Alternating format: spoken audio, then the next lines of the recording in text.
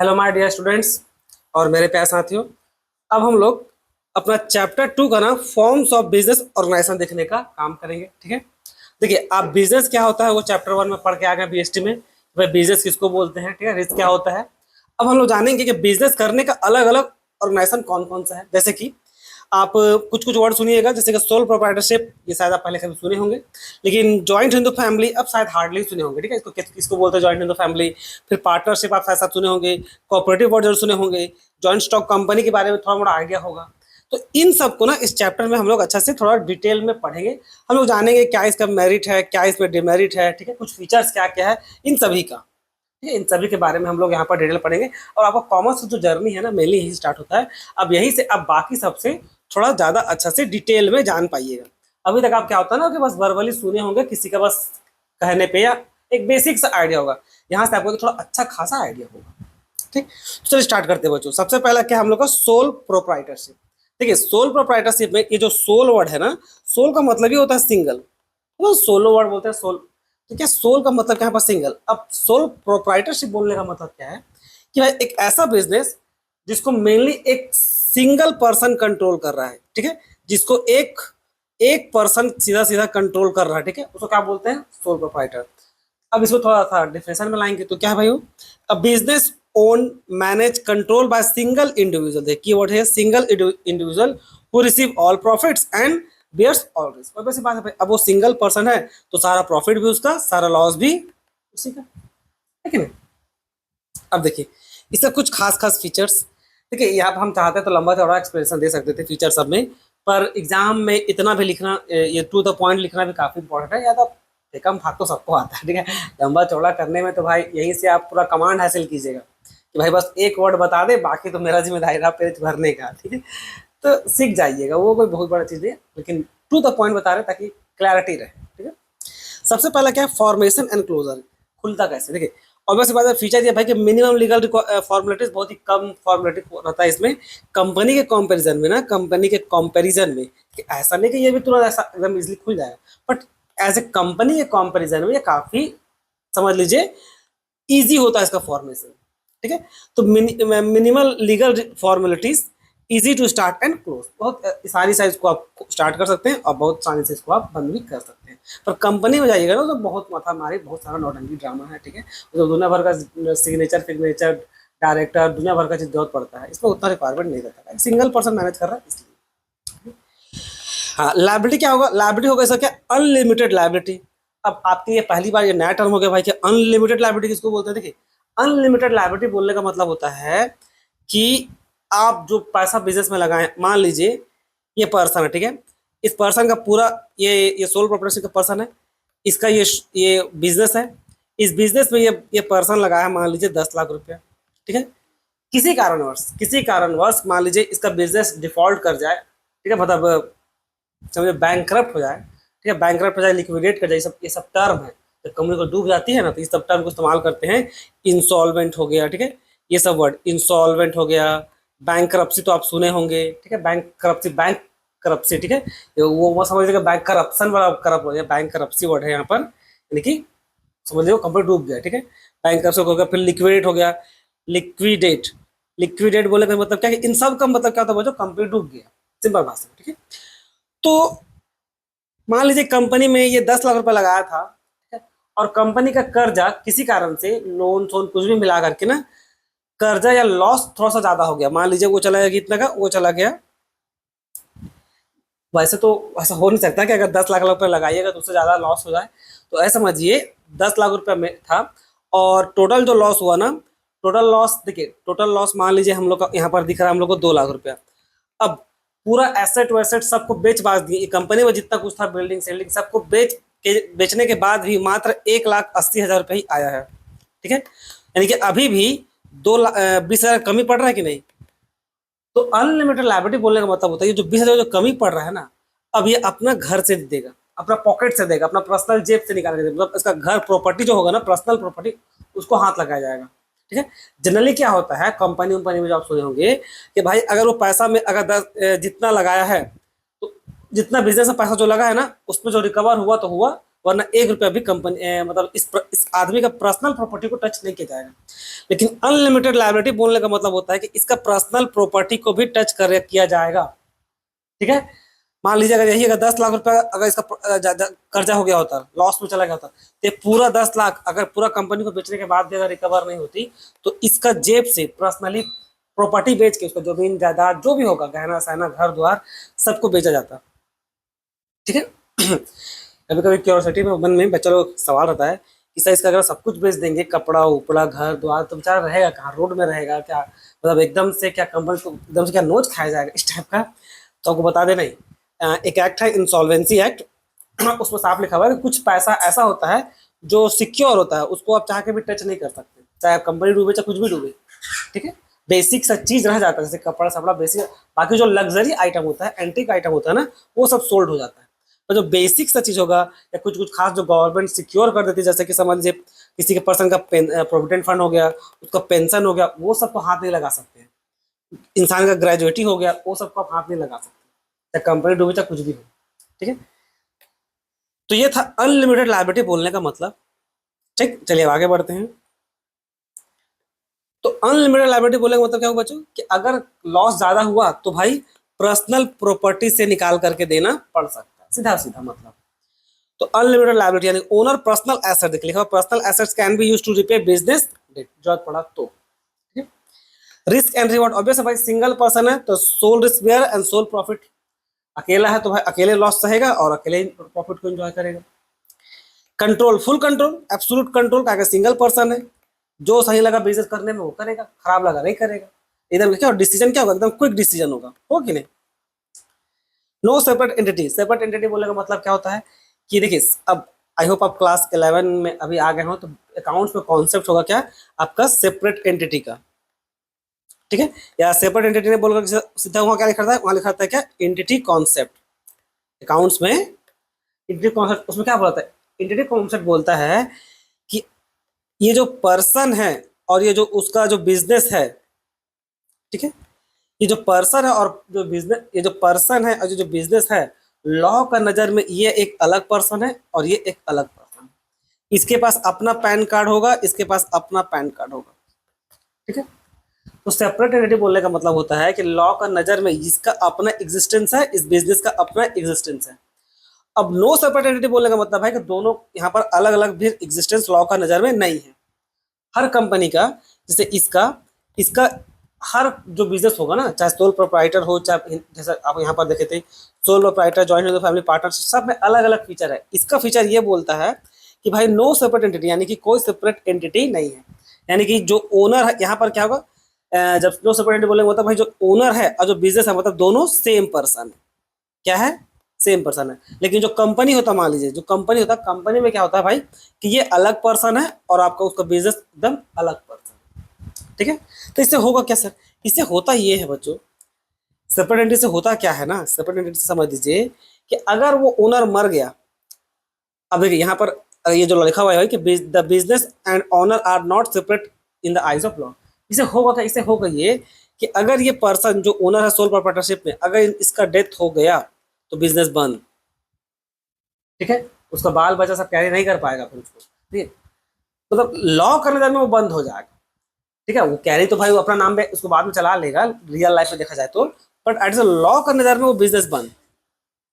ठीक है, लेकिन बात की जैसे रिलायंस का, रिलायंस एक कंपनी है, तो अगर मान लीजिए नो डाउट भाई आज का डेट में मुकेश अंबानी जी बहुत ही इंपॉर्टेंट की पर्सन फिगर है वहां पे, पर अगर किसी कारणवश जब नेचुरल उनका भी डेथ होगा, अब अंबा तो है नहीं भाई, वो भी नॉर्मल पर्सन है, आज निकल 10 साल 20 साल 30 साल बाद उनका भी एक उम्र होगा, उनका डेथ हो जाएगा, तो उनका मर जाने से कंपनी डूबने जाएगा, कंपनी बंद नहीं हो जाएगा। ठीक है, कंपनी बंद नहीं होगा। तो सेपरेट एंटिटी मेनली इसी पर्पज के लिए रहता है। ठीक है, नया जो मेंबर रहेगा वो लोग नया ओनर बनता है। ठीक है, कंपनी सब में लैक ऑफ कंटिन्यूटी, जैसा वो बताएं कि भाई अगर business directly affected by the owners death, ठीक, अगर ये अगर ओनर मरा तो बिजनेस क्लोज, सीधा सीधा लॉजिक। अब देखिए मेरिट्स, मेरिट्स फीचर जान गए तो मेरिट्स इजी। मेरिट्स में क्या, क्विक डिसीजन, क्यों भाई, क्योंकि भाई सिंगल पर्सन है तो सारा रिस्क सीधा सीधा सब कुछ कंट्रोल वही करता है। क्विक डिसीजन इसी कारण से होता है भाई क्योंकि सारा कंट्रोल उसी के पास पास में है, इसलिए। कॉन्फिडेंशियलिटी, अब सिंगल पर्सन है तो सीक्रेट किसी को बताने की जरूरत नहीं है, अकेला वो किसी को बताने का रिक्वायरमेंट नहीं है भाई। कंपनी अकाउंट में 7 मेंबर, 8 मेंबर, 7 हो, 8 को, 10 को, बहुत सारा ओनर होता है। पर इसमें क्या है, सिंगल पर्सन है, नहीं बताएगा किसी को, अकेला सीक्रेट, सारा सीक्रेट वो मेंटेन करेगा, है कि नहीं। डायरेक्ट इंसेंटिव देखिए, अब क्योंकि सिंगल पर्सन है तो भाई पूरा का पूरा प्रॉफिट वो एंजॉय कर सकता है। अगर उसका मान लीजिए आइडिया अच्छा सक्सेसफुल रहा और वो अकेला ऑनर है तो फिर से आसमान छुएगा, पैसा से खेलेगा, है कि नहीं। सेंस ऑफ अकम्पलिशमेंट, अब ये क्या, ये पर्सनल चीज हो गया, ये बिजनेस का दुनिया में है, सूट नहीं करता है, ठीक। Personal satisfaction from owning and running business, ये बिजनेस के बारे में समझिए। बिजनेस आपको तब तक कुछ नहीं देगी जब तक आप रिस्क नहीं लीजिएगा। बिजनेस का सीधा सीधा पॉइंट है, रिस्क जो लेता है वही आसमान का सीढ़ी में चढ़ता है, सीधा सीधा लॉजिक है बिजनेस का दुनिया में। तो ये कोई सेटिस्फैक्शन नहीं। अब बिजनेस चल पड़ा एकदम दबा के आप कमा रहे हैं तो अच्छा लगेगा, नहीं तो टेंशन लगेगा। यहाँ पर हम बता रहे थे, अब एक बार दुकान गए थे, 2 राशन दुकान था, ये रियल लाइफ में हम घर का तरफ बता रहे, एक राशन दुकान ए समझे, एक राशन दुकान बी था, ठीक है। राशन दुकान बड़ा था, खूब चलता था, ठीक है। ये लोग 3 भाई था, 3 भाई है मतलब, सॉरी, और ये एक बंदा था। तो इसके पास हमेशा भीड़, हमेशा भीड़। उसमें से एक भाई जो था ना, हम खड़े थे और एक अंकल खड़े थे, तो एक भाई ये अंकल को बोले, अरे बड़ी परेशान रहते दिन भर, ऐसे वैसे, दिन में बड़ी टेंशन है, माथा मारी। तो अंकल बड़ा इंटरेस्टिंग रिप्लाई किए कि आपको बगल में भी दुकान है, वो भी परेशान रहता है, पता है क्यों, क्योंकि उसके पास कस्टमर नहीं जाता है। तो बात सीधा सीधा वही बच्चों, बिजनेस में जो जितना मेहनत कीजिए, एक बार बिजनेस जम गया ना तो फिर वो बहुत कमा के देगा, और बिजनेस से बिना मेहनत का और बिना रिस्क का कुछ होता नहीं है, ठीक है। तो ये पॉइंट उतना प्रैक्टिकली वैलिड नहीं होता, चलने पे अच्छा लगता है, नहीं चला तो फिर टेंशन ही रहता है, ठीक है। Ease of formation and closure, obvious बात है, बहुत इजीली खुल जाएगा और बहुत ही आसानी से वो बंद भी हो जाएगा, ठीक।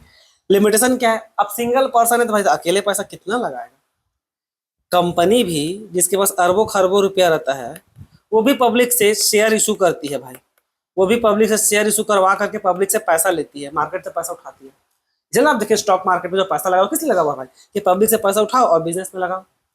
तो अब सोचे वो लोग उतना पैसा होने के बाद भी, तो अब सिंगल पर्सन कितना पैसा ही लगा लीजिएगा, आपका अगर आइडिया बहुत स्ट्रांग होगा तो ग्रो तो करेगा, पर उसको आप चाहते हैं भाई पूरा ऑल ओवर इंडिया पे लेवल पे लें, फिर उसके लिए तो फिर आपको मार्केट से पैसा, यानी कि शेयर से पैसा आपको उठाना ही पड़ेगा। आईपीओ उसको बोलते हैं, जब पहली बार पैसा मार्केट से उठाइएगा ना शेयर के तौर पे, उसको आईपीओ बोलते हैं, ठीक है, initial public offer.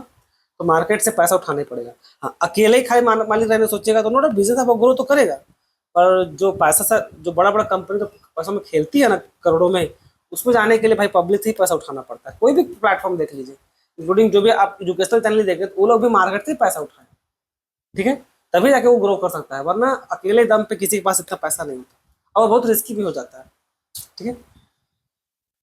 Limited life, obvious है भाई, कंटिन्यूटी अनसर्टन रहता है, मर गया तो वो बंद। पर ऐसा नहीं है, उसका फिर बेटा वो सब चाहे तो उसको थोड़ा मोड़ा इधर तिगड़ा मुड़ा मिला करके वो लास्ट में खोल ही सकता है, रियल लाइफ में हो जाता है मैनेजेबल है, तो टेंशन, बिजनेस जम गया तो कोई दिक्कत नहीं है। अनलिमिटेड लाइबिलिटी, हाँ एक डिवाइड है भाई कि अनलिमिटेड लाइबिलिटी, अगर लॉस हुआ बिजनेस में तो पूरा भाई, तो आपका पर्सनल वेल्थ पे भी रिस्क आ सकता है। लिमिटेड लिमिटेड मैनेजरियल एबिलिटी, अब देखिए सिंगल पर्सन है, ठीक है, सिंगल पर्सन है, चलिए मान लीजिए उसका आइडिया टॉप नॉच का है, आइडिया उसका बहुत बहुत तगड़ा है, पर आइडिया तो चलो ठीक है भाई, मतलब इसका मतलब क्या है, वो टॉप मैनेजमेंट के लिए तो ठीक है, वो आदमी वो अच्छा से प्लान बना सकता है, उसको एग्जीक्यूट कर सकता है, उसका विजन बहुत अच्छा है, समझदारी बहुत अच्छा है, पर कोई जरूरत नहीं ना कि वो ग्राउंड पे जा करके जब जो लोअर लेवल का जो काम होगा, जो लोअर लेवल का मैनेजमेंट का काम होगा, उसको भी अच्छा हो, कोई जरूरी नहीं, कोई जरूरी नहीं होता बच्चों। एक टॉपर, मान लीजिए आप ही क्लास में कोई टॉपर है, तो क्या हर चीज में अच्छा नहीं, वो भाई वो पढ़ने में अच्छा है, वो पढ़ने लिखने में अच्छा होगा, अब उसको बोले जाकर डांस करो तो वो डांस नहीं कर सकता मैक्सिमम तो नहीं कर पाता, अगर कोई एक्सेप्शनल टॉपर बच्चा हुआ तो अलग बात है। डांस छोड़िए, वो किसी भी कैरिकुलम जो एक्टिविटी होता है ना, उसमें भी वो उतना पार्टिसिपेट नहीं करता है, बहुत रेयर, बहुत बहुत ही कम लोग होता है जो पार्टिसिपेट करता है, वरना सब मेरे जैसा रहता है, दिल में क्वेश्चन दबा के खत्म कर देता है, मतलब पार्टिसिपेट तो नहीं करते हैं हम लोग, बहुत रेयर। ये करना चाहिए, इससे पब्लिक स्पीकिंग थोड़ा कॉन्फिडेंस आता है, लेकिन आजकल तो बच्चा लोग हम देखते हैं तो ये लोग तो ओवर कॉन्फिडेंस में ज़्यादा दिखता है। खैर रहने दीजिए, तो इसको हटाइए, तो केस स्टडी है। ज्वाइंट हिंदू फैमिली, ये शायद आप पहली बार सुन रहे होंगे। जॉइंट हिंदू फैमिली समझ एक टाइप का बिजनेस ग्रुप है, ठीक है। इसमें क्या होता है ना कि जो पुरखों से जो बिजनेस चलता आ रहा है, जो पुश्तैनी बिजनेस बोलते हैं ना पुरखों से, उसी को समझ बोलते हैं क्या, जॉइंट हिंदू फैमिली, ठीक है। अब जॉइंट हिंदू फैमिली में क्या होता है समझ लीजिए, अब उसको थोड़ा सा बुक का लैंग्वेज देख लेते हैं। A form bound only in India, सिर्फ इंडिया में, ठीक है। गवर्न बाय हिंदू लॉ, ये जो बिजनेस है इसका एक स्पेशल लॉ से क्या बोलते हैं, Hindu law. where the business is owned and run by members of Hindu undivided family, HUF, Hindu undivided family, ठीक है। अब बहुत बार इसको हम लोग ज्वाइंट हिंदू फैमिली भी बोलते हैं, दोनों करेक्ट है, कोई दिक्कत नहीं, क्लियर। ये इसमें समझ जो दादा परदादा परदादा लोग फिर चलाएं, फिर दादा लोग चलाएं, फिर पापा चला रहे हैं, फिर कभी आप चलाइएगा, इस टाइप का बिजनेस चलते रहता है। ऐसा नहीं कि 100% आपको चलाना ही पड़ेगा। अगर वो बिजनेस सक्सेसफुल बिजनेस है तो कैरी कीजिए, नहीं करता तो फिर बंद कर दीजिए, ठीक है। तो ऐसा बहुत होता है, ये बहुत कॉमन सा चीज़ है। तो जो पुश्तैनी जो बिजनेस है ना, वो हो गया आपका क्या, एक प्रकार से जॉइंट हिंदू फैमिली। हाँ, ये मत समझिएगा सर कि क्या ये भी जॉइंट हिंदू फैमिली है, जैसे कि धीरू भाई अंबानी जी बिजनेस खोले थे, अब उसको मुकेश अंबानी चला रहे हैं, फिर उसको आनंद अंबानी चला रहे हैं, नहीं वो नहीं है, वो नहीं है, क्योंकि वो आपका हिंदू लॉ से नहीं चलता है। ये अलग एक एक्ट है, एक अलग कानून ही है, वो चलता है आपका कंपनी एक्ट से चलता है, ठीक है। वो एक प्रकार का कंपनी है, उसका कुछ अपना रूल रेगुलेशन है। हिंदू ये जो जॉइंट हिंदू फैमिली है, इसमें फैमिली लोग जॉइंट वही है, अभी बंटवारा भी नहीं हुआ है, ठीक है। मेरा एक स्टूडेंट है उन लोगों का जॉइंट हिंदू फैमिली था बिजनेस। वो मोरी समझते हैं ना, जो खाने वाला होता है, ठीक है, चावल को छिड़क दीजिएगा तो निकलता है जो, उसका वो लोग का जॉइंट हिंदू फैमिली है, वो बिजनेस उसी का है। बिजनेस में आप कुछ भी खोल सकते हैं, बस होगा क्या जॉइंट हिंदू फैमिली के भाई, एक अकाउंट होगा, उसी में सारा सेटलमेंट होगा और सारा खर्चा उसी के हिसाब से फैमिली मेंबरों को आपस में बांटता है। सिंपल सिंपल भाषा में नहीं समझिए। चलिए अब डिटेल में देखते हैं। फॉर्मेशन देखिए, requires at least to member and ancestral property, यानी कि जो जो हम लोग जो पुरखों का जो प्रॉपर्टी है वो होना चाहिए, और मिनिमम 2 मेंबर होना चाहिए। No formal agreement is needed, किसी प्रकार का फॉर्मल एग्रीमेंट की जरूरत नहीं पड़ता, हर बार जो चलते आ रहा है वो कंटिन्यू चल ही रहा है, ठीक है। लायबिलिटी, इसमें जो मेन लायबिलिटी होता है, जो मेन मतलब जिम्मेदारी रहेगा बिजनेस का, समझ लीजिए प्रकार से, वो होता है कर्ता का। कर्ता किसको बोलते हैं, कर्ता समझ लीजिए उस जो हेड पर्सन होगा किसका, आपका जॉइंट हिंदू फैमिली का। जो हेड पर्सन है, जॉइंट हिंदू फैमिली में बहुत कोई मेंबर लोग होता है, दादा परदादा बहुत कोई लोग होता है, उसमें से कोई एक टॉप हेड होगा, ठीक है, टॉप हेड होगा, उसके अंडर में सब आएगा, उसके अंडर में भी और भी बहुत कोई लोग आएगा। तो ये जो टॉप हेड है ना, जो पूरा सब कुछ देख रेख कर रहा, पूरा घर फैमिली बिजनेस का, उसको बोलते हैं क्या, कर्ता। करने वाला होगा बोलते हैं कर्ता, ठीक है। अगर आपका हिंदी ठीक ठीक होगा, कर्ता जो काम करता है उसको क्या बोलते हैं, कर्ता, ठीक है। संस्कृत में भी आप अगर पढ़े होंगे शब्द रूप, वहां भी आता है कर्ता। तो ये हो गया बच्चों। तो जो कर्ता होता है ना, जो हेड होता है, उसका होता है क्या, अनलिमिटेड लायबिलिटी। क्यों उसका अनलिमिटेड लायबिलिटी होता है, क्योंकि बिजनेस वही कैरी करते रहता है, इसलिए। अदर मेंबर जो होता है उसको हम लोग क्या बोलते हैं, उन लोग को बोलते हैं को पार्टनर, ठीक है। इसके देखिए जैसे बताएं, मान लीजिए ये टॉप है, ये टॉप हेड में है, इसके नीचे में है और 4-5 गो आदमी सब है, ठीक है। तो इन लोग क्या बोलते हैं, इन लोग को बोलते हैं हम लोग को पार्टनर, ये को पार्टनर। और इन लोगों का लायबिलिटी क्या होता है, आपका लिमिटेड होता है, ठीक है। कंट्रोल किसके कंट्रोल में बिजनेस होता है, ऑब्वियस है बिजनेस आपका कर्ता कंट्रोल में रहेगा, जो एल्डेस्ट मेल मेंबर रहेगा वो। और एब्सोल्यूट डिसीजन मेकिंग पावर था, भले फैमिली में ये लोग भी मान लीजिए टॉप पे है या ऑलमोस्ट इसी का सेम एज पे है, बट ये बड़ा है, अगर एल्डेस्ट है तो पूरा पावर यही होल्ड करेगा, ठीक है। ये एज अ लॉ का नज़र में, रियलिटी में कुछ भी हो सकता है, ऐसा नहीं है, एज अ लॉ का नज़र में, ठीक है। अगर रियलिटी में भाई देखिए, मेन बिजनेस को कंटिन्यू करना, बिजनेस अगर आपका सक्सेसफुल बिजनेस है तो चाहिए भाई कि बिजनेस ग्रो करे। अब इसके पास दिमाग होगा, अगर किसी फैमिली मेंबर को लग गया कि नहीं इसके पास दिमाग है तो बिजनेस इसी के हाथों में देगा, फिर वही कैरी करेगा, ठीक है।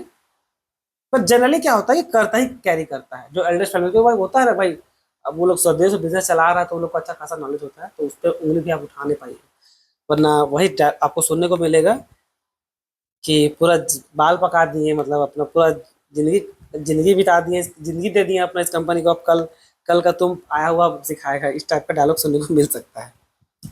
Continuity continuity after death of कर्ता, अब क्योंकि सबका फैमिली मेंबर का पार्ट है, तो अगर कर्ता डेथ भी कर जाए तो उसकी जो आगे नेक्स्ट एल्डेस्ट होगा, जो सबसे बड़ा होगा, उसको कर्ता का काम मिल जाएगा, सीधा सीधा लॉजिक।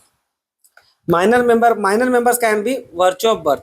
अब इसमें क्या है, बच्चा लोग पैदा होते ही मेंबर बन सकता है, को पार्टनर वो लोग पैदा होते ही बन सकता है, ठीक है, क्योंकि भाई वो फैमिली चीज है ना, इसलिए। अच्छा, ये अब यहाँ पर देखिए, ये थोड़ा सा आपका थोड़ा सा एडवांस पे है। जेंडर इक्विटी, अब इसमें कुछ चेंजेस किया गया था। Hindu succession act amendment 2005, granddaughter special, granddaughters equal rights by birth as coparcener. पहले ऐसा नहीं था, बाद में तो थोड़ा ना मॉडिफाई किया गया है। तो उसमें क्या लिखा हुआ है देखिए, a joint Hindu family business is not like other business, it does not follow company act or partnership practice, वो बताए थे। Instead it follow Hindu law, तो थोड़ा पहले ऊपर बताए थे। अभी यहाँ पर दो प्रकार का लॉ है, हिंदू लॉ, वो दो प्रकार का लॉ है, इसको ना आप समझिए, तो दो प्रकार का लॉ है। एक लॉ को बोलते हैं कि हम लोग मिताक्षरा, एक को बोलते हैं दया भगा। अब दोनों में क्या अंतर सुनिए। मिताक्षरा जो है followed in most part of India except Bengal और असम, यानी कि पूरा ऑल ओवर इंडिया में फॉलो होता है। दो जगह पे लॉ, मिताक्षरा लॉ लागू नहीं होता है, वो क्या है, बंगाल और असम में। तो फिर बंगाल और असम में फिर क्या लॉ लागू होता है, तो बंगाल और असम में लागू होता है आपका दया भगा लॉ, ठीक है। तो फॉलोड ओनली इन बंगाल और असम, ठीक है। देखिए क्या बोले, मिताक्षरा पूरा ऑल ओवर इंडिया में चलता है सिवाय दो स्टेट को छोड़ के, कौन कौन, आपका बंगाल और असम। तो भाई बंगाल और असम में अगर मिताक्षरा लॉ नहीं चलता, फिर कौन सा लॉ चलता है, तो फिर आपका चलता है क्या, दया भगा लॉ, क्लियर। अच्छा, अंतर क्या है दोनों में, देखिए कुछ एक अंतर देखिए। एज ऑफ, ये देखिए बर्थ राइट, देखिए ये जो चाइल्ड है, सन हो चाहे डॉटर, पहले केवल सन हुआ करता है, बाद में अमेंडमेंट के बाद ना डॉटर भी आ गई है। चाइल्ड चाहे सन हो चाहे डॉटर हो, बिकम्स अ को पार्टनर, वो को पार्टनर बन जाता है from a family property from birth, यानी कि मिताक्षरा लॉ में पैदा होते ही जॉइंट हिंदू फैमिली में वो को पार्टनर बन जाता है, पैदा होते ही, ठीक है। दया भगा में क्या है कि इसमें एक चाइल्ड जो होगा, चाहे सन हो चाहे डॉटर हो, does not get any rights in family property at the birth, मतलब पैदा होते ही उसको वो राइट्स नहीं मिलता है, ठीक है, चाहे बेटा हो चाहे बेटी हो। मेन कारण देखिए यह है, ओनरशिप यहाँ पे होता है। मेन कारण ये कारण से कि भाई अगर वो भाई माइनर हो तो उसका भी child automatically has share in the family property, वो पैदा होते ही मेंबर बन गया, मीन्स व्हाट, उसका भी प्रॉपर्टी में शेयर होगा।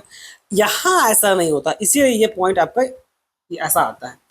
यहाँ पर चिल्ड्रन सीधा राइट्स नहीं मिल सकता, उसको राइट तभी मिलता है जो after the death of their father, जो फादर का जो प्रॉपर्टी होगा ना, जो कर्ता का प्रॉपर्टी है, जो भी जो मैंने समझे फादर का जो प्रॉपर्टी होगा, जब तक वो जिंदा है तब तक उन लोग को कुछ नहीं मिलेगा, फुटी कौड़ी नहीं मिलेगा, चाहे बेटा हो चाहे बेटी हो। इनका इनका मरने के बाद प्रॉपर्टी में हिस्सा जा सकता है, इसीलिए लोग पैदा होते ही प्रॉपर्टी पर राइट्स नहीं मिलता है। देखिए डज नॉट लिखा हुआ, और यहाँ जस्ट उसका थोड़ा सा उल्टा है, ठीक है। आगे देखते चलिए। अब कुछ मेरिट्स देखिए। इफेक्टिव कंट्रोल, ऑब्वियस है भाई, कर्ता के हाथ में सारा पावर है, तो पूरा अवॉइड कर सकता है कॉन्फ्लिक्ट को। कंटिन्यू एग्जिस्टेंस, ऑब्वियस बात है, कर्ता भी मरेगा तभी बिजनेस कंटिन्यू करेगा। लिमिटेड लाइबिलिटी ऑफ मेंबर्स, यहाँ एक फायदा ये है मेरिट्स में, जो को पार्टनर है उन लोगों का लाइबिलिटी क्या है, आपका लिमिटेड लाइबिलिटी है, लेकिन जो कर्ता है वो क्या है, कर्ता का लाइबिलिटी क्या है, कर्ता का लाइबिलिटी हम लोग का अनलिमिटेड है, clear. Loyalty and cooperation, family pride foster cooperation. अब फिर भाई कोई कोई जो बिजनेस होता है ना, उसमें थोड़ा फैमिली प्राइड भी रहता है कि मेरा बाप चलाया, हम चलाएंगे, वो मेरा बेटा चलाएगा, मेरा बेटा का बेटा चलाएगा, तो ये भी एक थोड़ा सा रहता है बिजनेस में, रहता है ये चीज़ याद रखिए। खासकर वो सक्सेसफुल बिजनेस हुआ तो, खासकर वो सक्सेसफुल बिजनेस हुआ तो। लिमिटेशन क्या, ऑब्वियस लिमिटेड रिसोर्सेस, एक फैमिली के पास कितना ही पैसा होगा। जब आप बोलते इधर है दो चार फैमिली हम सुने हैं, बहुत रही से है, अब हमको ही पता है, जैसे कि रॉस चाइल्ड का फैमिली, ठीक है, देखो फैमिली का सारा वेल्थ तो कंबाइन कर देगा तो बहुत पैसा है, एकदम बहुत अनाप शनाप पैसा है। फिर आपका वॉलमार्ट, वॉलमार्ट के पास बहुत पैसा है, ठीक है। तो ये जो फैमिली सब है, तो ये आपका पहले क्या लिखा हुआ था भाई, अब याद कीजिए कि जॉइंट हिंदू फैमिली केवल इंडिया पे एप्लीकेबल है, केवल इंडिया में वैसा है, बाकी जगह नहीं है। तो भले ही नो डाउट रॉस चाइल्ड का फैमिली हो चाहे वॉलमार्ट का फैमिली हो, रॉस चाइल्ड का फैमिली, वॉलमार्ट, खासकर जो रॉस चाइल्ड का फैमिली है वो लोग बहुत रईस है, ये लोग किसी किसी कंपनी से भी रईस है, ठीक है। आप लोग जो समझते नहीं बच्चों, एक कंपनी भले कितना उसके पास बिलियंस ऑफ डॉलर में पैसा हो, बट भूलिए नहीं वो शेयर का फॉर्म में है, ठीक है, वो कैश का फॉर्म में नहीं है।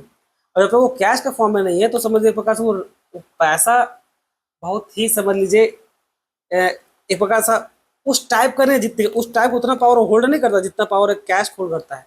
जब शेयर को बेचने लगेगा ना, तो पता है स्टॉक मार्केट क्या क्रैश ना कर जाए, और तब बेचना भी इतना आसान नहीं होगा एक कंपनी का शेयर को, अगर उसमें पब्लिक का भी पैसा लगा हुआ है तो।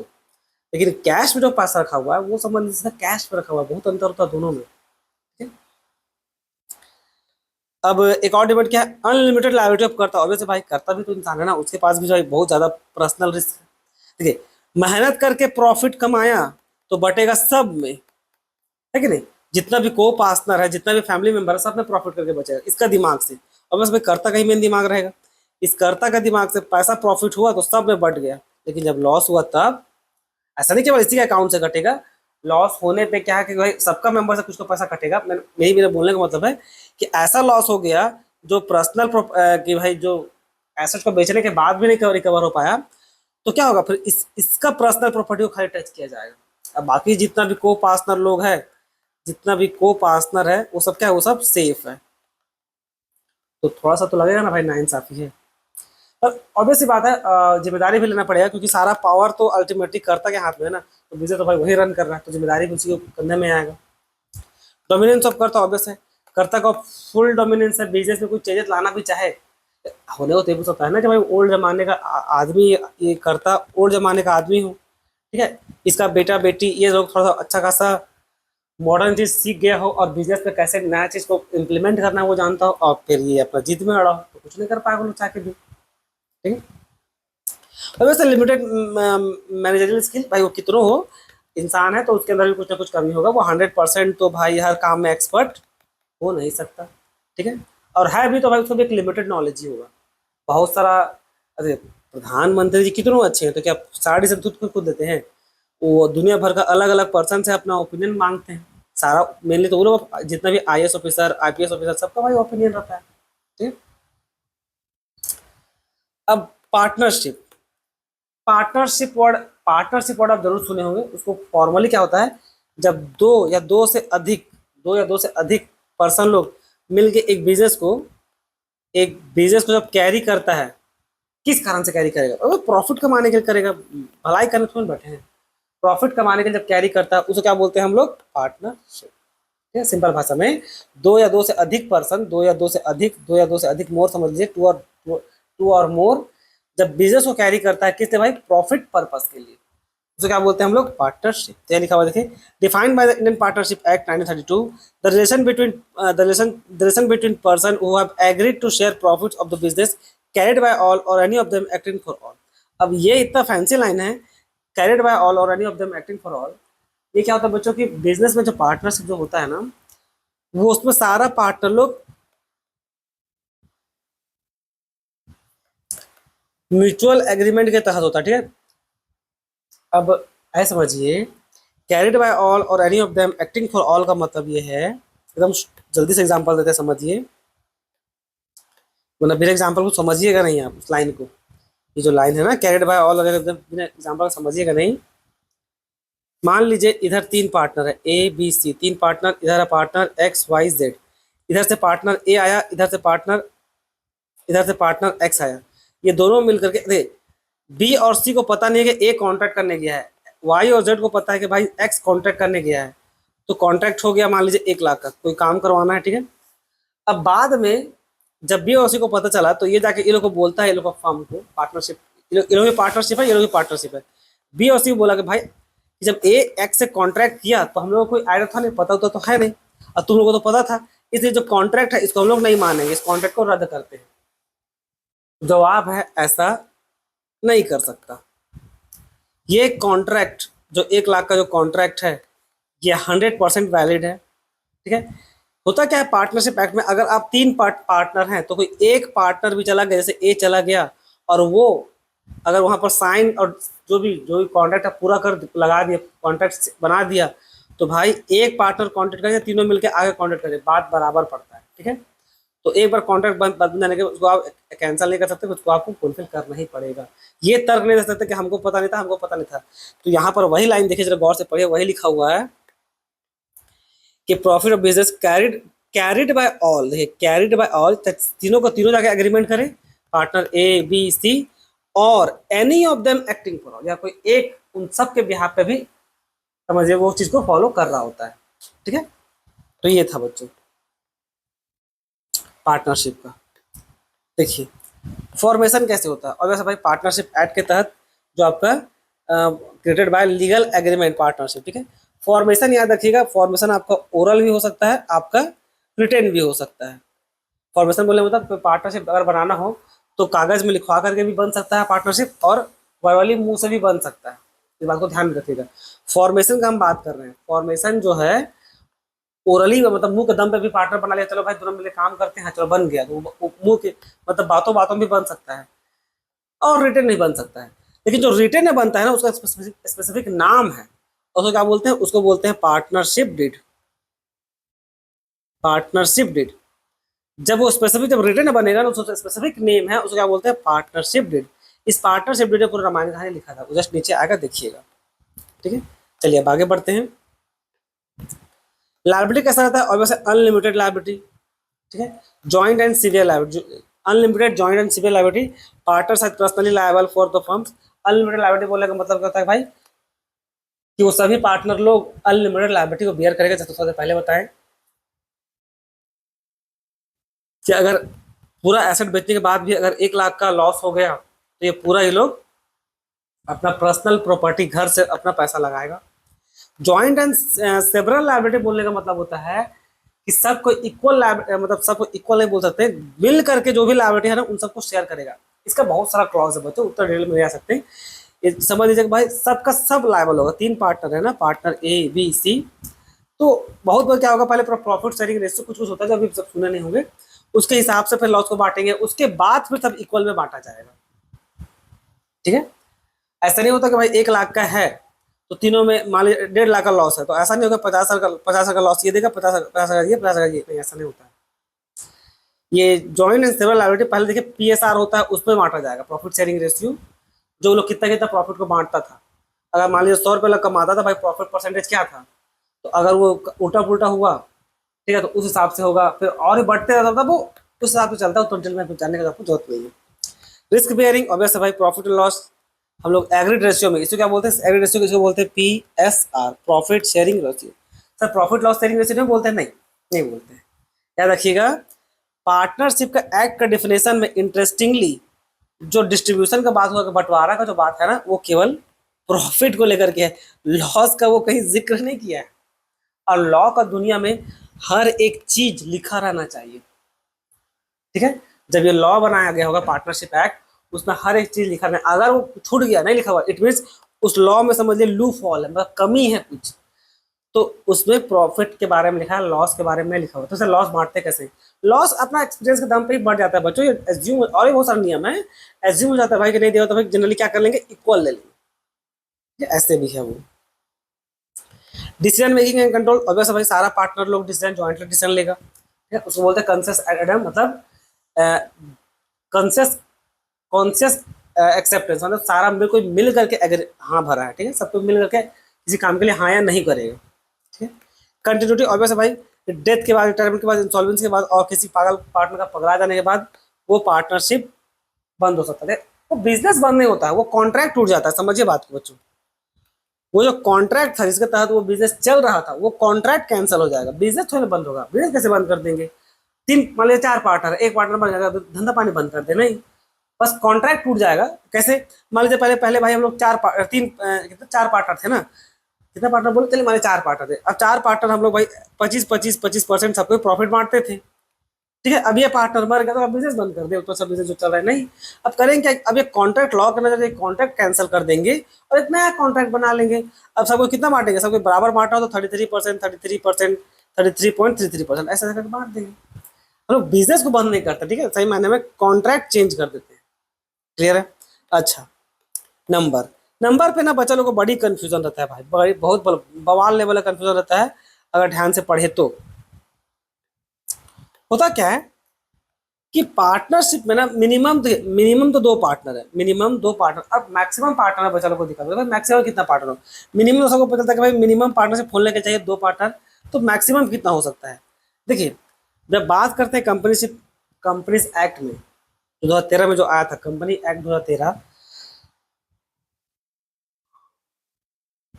आपकी जगह बच्चों पता नहीं कि न्यून टाइप आ रहा है, तो मैक्सिमम नंबर है ना, कंपनी एक्ट बोला कि भाई मैक्सिमम नंबर 100 रख सकते हैं,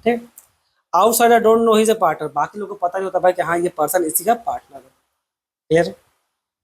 जैसे एग्जांपल भाई, someone working in the background but not publicly known as partner. Example जैसे नॉमिनल पार्टनर फिर किसको बोलते हैं, डज नॉट इन्वेस्ट मनी और टेक पार्ट इन बिजनेस, पैसा इन्वेस्टमेंट नहीं करता, ना ही बिजनेस में पार्टिसिपेट करता है। Only lends his name to the firm of for goodwill.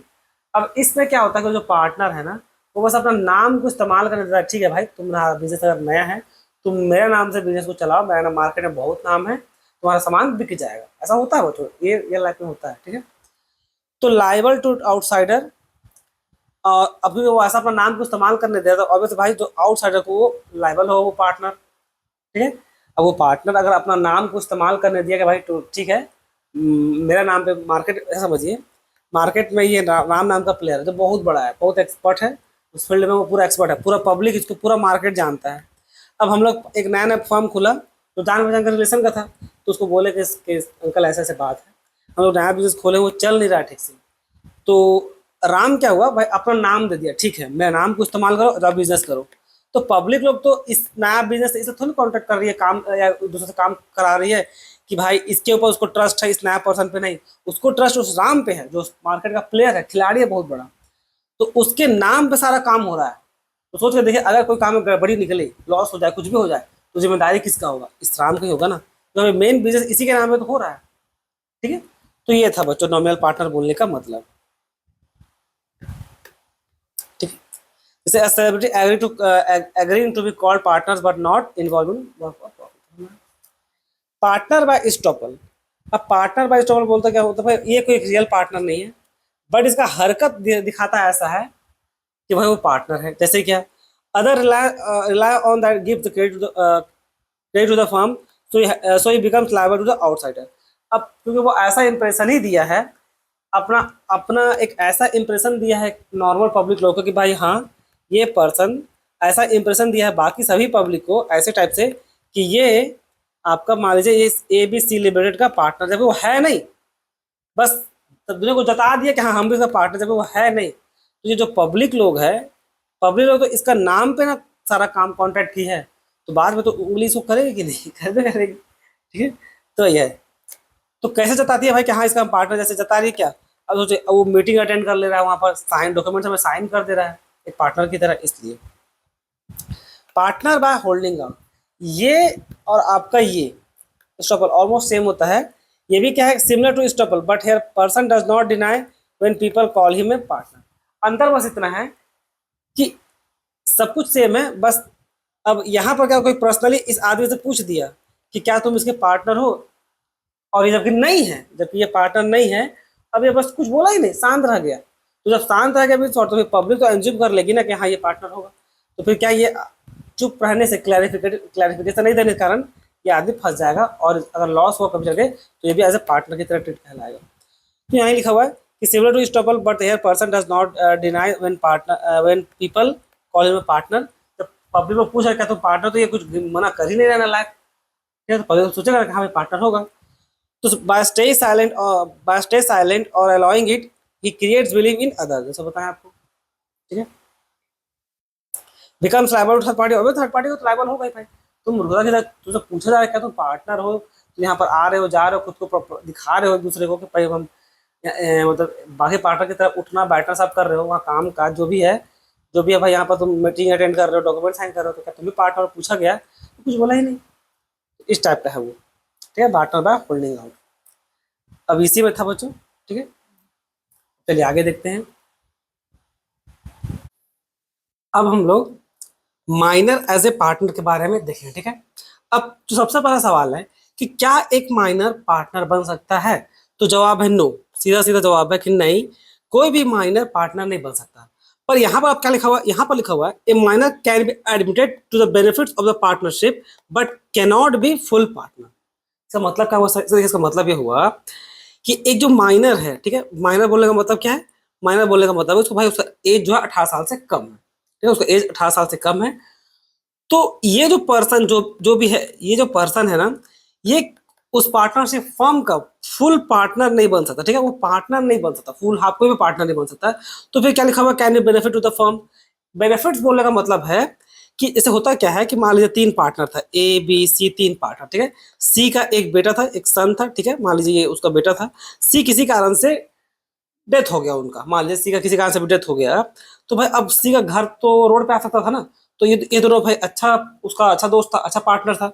तो लोग बोला इसको इसको क्या किया इस बेटा को उसका, कि बोला बेटा तुम जब तक 18 साल से ऊपर नहीं आता था तब तो तुम पार्टनर तो बन नहीं पाएगा, ठीक है। जब तक तुम 18 साल से ऊपर होगा नहीं तब तक तुम पार्टनर बनेगा नहीं। तब तक के लिए तब तक के लिए तुम ना, तुम्हारे पापा का जो हिस्सा है ए बी सी, मान लीजिए सबका हिस्सा कुछ इस प्रकार था, 40%, 40%, और इसका हिस्सा था 20% प्रॉफिट का, सी का 20% प्रॉफिट था। तो 20% जो प्रॉफिट है ना, तुमको हर साल कंपनी की तरफ से मिलते रहेगा, ठीक है। कंपनी जितना भी कमाएगी, मान लीजिए 100 रुपये कंपनी कमाए, तो 20% सी का हिसाब से तुमको 20% मिल जाया करेगा, ठीक है। तो आपको लगा सर तभी पार्टनर बनी क्या? नहीं, पार्टनर नहीं बना। क्यों? उसको सिर्फ बेनिफिट्स मिलेगा, किसी भी प्रकार का लायबिलिटी नहीं मिलेगा।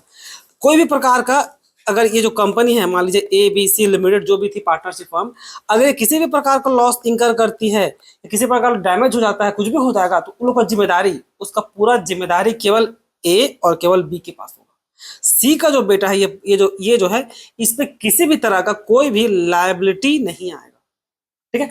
इसको केवल उसके पिताजी का जो 20% प्रॉफिट था केवल वो मिलेगा। इसलिए क्या लिखा हुआ है? Admitted to the benefits of the partnership, बस ये लिखा हुआ। समझ में आया? तो ये था बच्चों। अब चलिए आगे देखते हैं, ठीक है। तो उसी को थोड़ा सा देखिए आगे क्या लिखा हुआ है। Liability is limited to the their capital contribution, जो उसका लायबिलिटी है वहीं तक केवल है, ठीक है। Upon attaining majority they must decide within 6 month whether to become full partner और लीव। मतलब जैसे वो एडल्ट हो जाएगा तो 6 महीने में डिसाइड करना पड़ेगा कि उसको फुल पार्टनर रखा जाए कि उसको हटा दिया जाए, ठीक है। अब टाइप्स ऑफ पार्टनरशिप देखिए। बेस्ड ऑन ड्यूरेशन, पार्टनरशिप का अलग अलग फॉर्मेशन बेस्ड ऑन ड्यूरेशन में दो ठो है। एक है एट विल के हिसाब से, जब हम लोग खुद से आपस में मिलजुल के एक कंसेंट के साथ जब बनाएंगे तो उसका कोई फिक्स पीरियड ड्यूरेशन नहीं होगा, वो हमेशा लाइफ लॉन्ग चलेगा, कंटिन्यू चलेगा, एज लॉन्ग पार्टनर्स वांट, जितना लंबा समय तक पार्टनर चाहता हो उतना लंबा समय तक वो चलेगा। पर्टिकुलर पार्टनरशिप बोलता है भाई कि कोई एक स्पेसिफिक प्रोजेक्ट था, ये बहुत प्रैक्टिकल लाइफ में मिलता है। सीए लोगों जो ग्रुप होता है ना, वो लोग अलग अलग पार्टनरशिप खुला रहता है। तो कभी कभी क्या होता है ना, कोई गवर्नमेंट का जो प्रोजेक्ट होता है ना, उसमें भाई किसी बड़ा फर्म को देने की कोशिश करता है, तो होता क्या है, 2-3 सीए ग्रुप लोग, ठीक है, जो सीए फर्म सब है, मान लीजिए कोई एबीसी नाम का है, कोई XYZ नाम का है, कोई OPQ नाम से है, तो ये लोग तीनों मिलकर क्या करेगा, ये गवर्नमेंट का जो टेंडर है उसको पाने के लिए तीनों आपस में मिल जाएगा और एक एक अलग से पार्टनरशिप फर्म खोल देगा।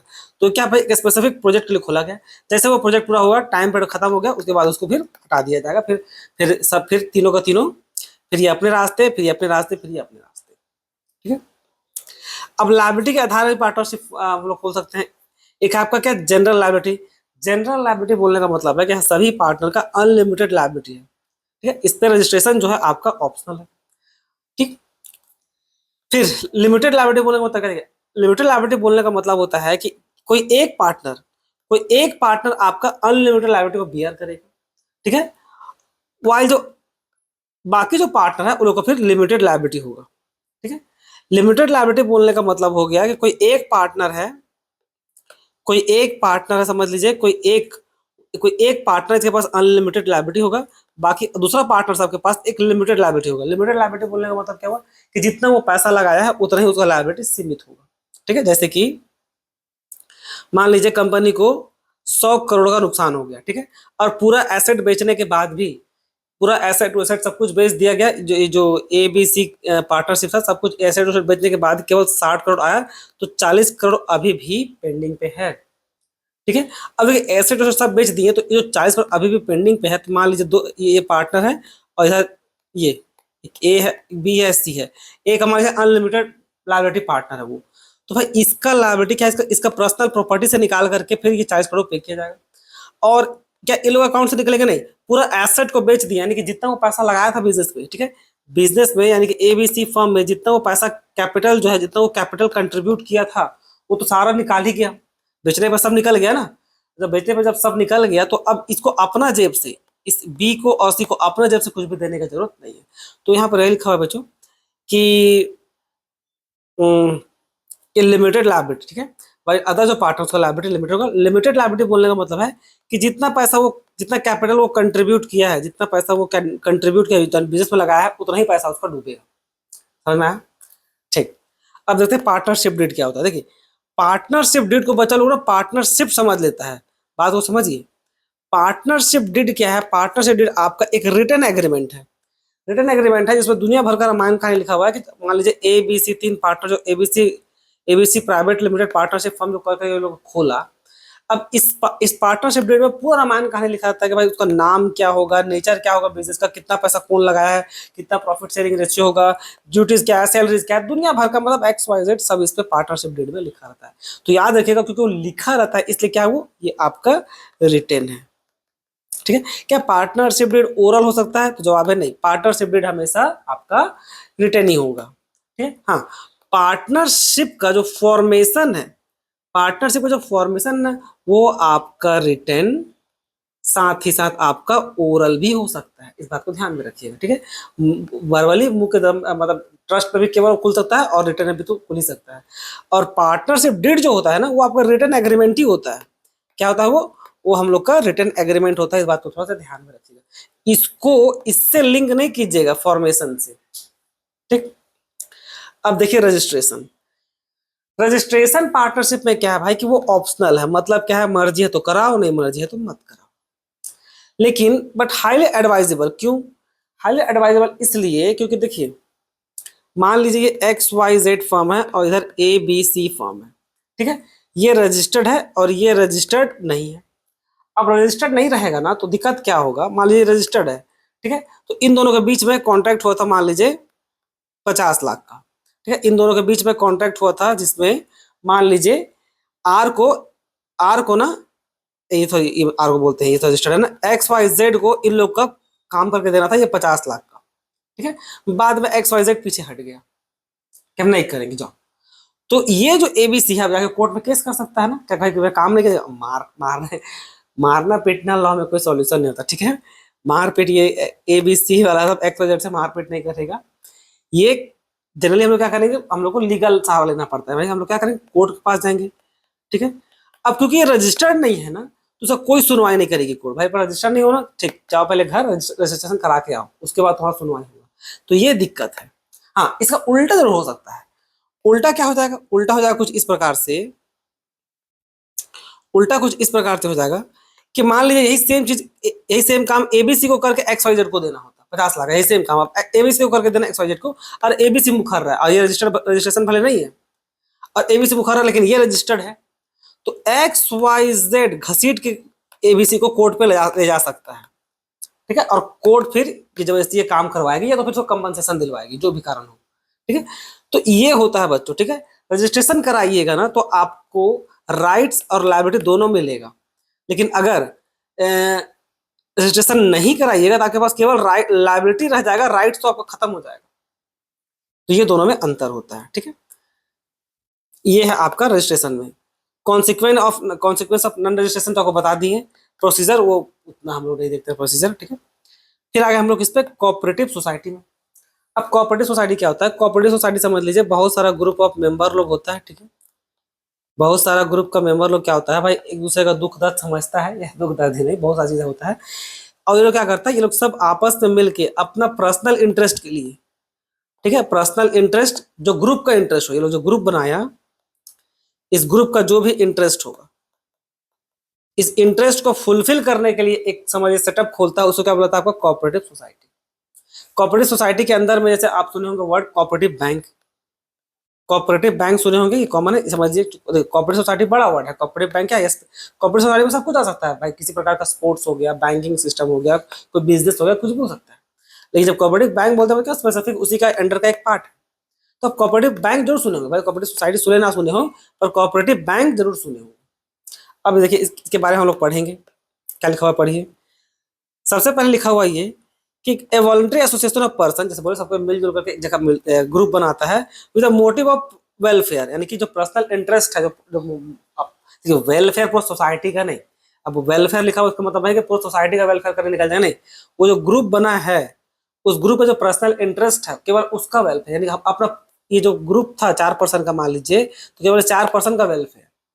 समझ में?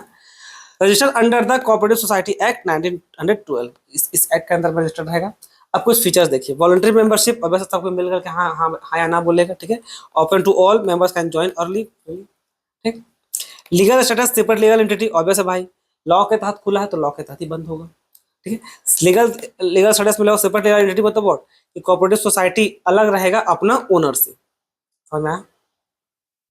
लिमिटेड लायबिलिटी का मतलब तो आपको बता ही दिया था, यहाँ पर वही सेम लॉजिक, यहाँ पर भी सेम लॉजिक जाएगा कि भाई जितना लोग पैसा लगाया है, जितना कैपिटल कंट्रीब्यूट किया है, लॉस भी उतना ही होगा, घर से कुछ देने की जरूरत नहीं है, ठीक है। Control, democratic manage by elected managing committee. Control किसका होता है, अब क्योंकि ये ग्रुप है ना, ये क्या एक प्रकार का लार्ज ग्रुप है, तो भाई यहाँ पर कोई एक पर्सन तो राज करेगा नहीं, यहाँ क्या होगा, यहाँ पर आपका एक प्रकार डेमोक्रेटिक रहता है, भाई सबको मिलजुल के उसको रन करता है, ठीक। सर्विस मोटिव, जैसे बताएं जिस कारण से, जिस इंटरेस्ट के कारण से वो खुला है, मेन वो उसी पे फोकस करेगा। और मेनली मेनली कोऑपरेटिव सोसाइटी को खोलने का मतलब क्या होता है, म्यूचुअल हेल्प, ठीक है। वो जो 4 मेंबर है जो खोला है उसको, वो अपना चारों का एक दूसरे दर्द का बांटने के लिए खोला है, ठीक है। हमारे अगर कोऑपरेटिव बैंक होता तो वो चारों के लिए खुला हुआ है और किसी के लिए नहीं, जितना मेंबर है उसी के लिए। कोई नया मेंबर आना चाहे तो ये लोग परमिशन से आ सकता है, जो भी लोग रूल रेगुलेशन बनाएगा कोऑपरेटिव सोसाइटी में उसको फॉलो करते हुए। अब मेरिट्स देखिए, मेरिट्स क्या है, पहला इक्वालिटी इन वोटिंग, भाई सबका इक्वल वोटिंग राइट्स होता है, डेमोक्रेटिक प्रिंसिपल को फॉलो करते हैं इसलिए। लिमिटेड लायबिलिटी, ऑब्वियस है, जो लायबिलिटी है वो आपका लिमिटेड है यहाँ पर। स्टेबल एग्जिस्टेंस, ऑब्वियस भाई, ये जो होता है ना एक प्रकार का स्टेबल ही रहता है। Separate legal entity ensure continuity, क्योंकि भाई अब उसके पास सेपरेट लीगल एंटिटी है, तो अगर एक मेंबर मर भी गया तो उसका जगह दूसरा मेंबर आ जाएगा, लेकिन वो क्लोज तो नहीं हुआ, ठीक है।